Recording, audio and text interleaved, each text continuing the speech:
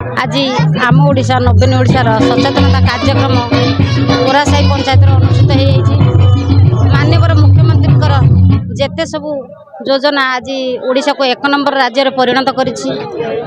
शिक्षा स्वास्थ्य गमनागमन कृषि सबु क्षेत्र में आज आम राज्य बहुत आगे अच्छी।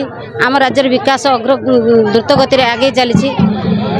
कालिया योजना ठारू आरंभ करी ममता योजना मिशन शक्ति विजु स्वास्थ्य कल्याण योजना सबू आज सबु प्रकार योजना माननीय मुख्यमंत्री सृष्टि करछंती। तेणु समस्त उन्नति पाई माननीय मुख्यमंत्री आज बहु किछि योजना प्रस्तुत करछंती। आम पंचायत आज बहु विकास रे अछि। आम पंचायत बहुत किछि विकास होईछि। तेणु माननीय मुख्यमंत्री और आमर प्रिय विधायक को अशेष अशेष कृतज्ञता जनाऊँगी।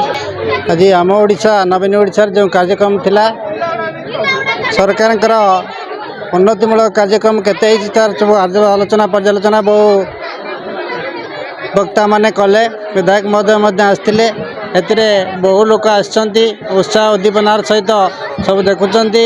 सरकार बहु उन्नयनमूलक कार्य होईची। आम पंचायत जो पंचायत रे होची एटा निज पंचायत आमर ये उरासाई पंचायत रे बहु उन्नयनमूलक कार्य विजु सेतु कतु आरंभ करी सब मंदिर होईची विभिन्न काम होईची।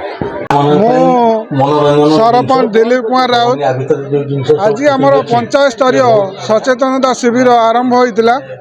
सरकार जो योजना मान अच्छी लोक केमिति अवगत करा लोक पाखरे पहुँचब से सरकार ये व्यवस्था करिसेंती। माननीय मुख्यमंत्री की मो तरफ मु धन्यवाद जनाऊँगी ये व्यवस्था करिथवारु। आम बहुत संख्यार आम लोक मैंने भी उपस्थित रही सभा को श्रृंखलित नेले। एथिपाई आमर विधायक लोकों पाखरे पहुँची वार्ता देइचंती जे सरकार जहाँ सब योजना करिसेंती लोकों पाखरे पहुँची निश्चित भाव में सफल होइचंती।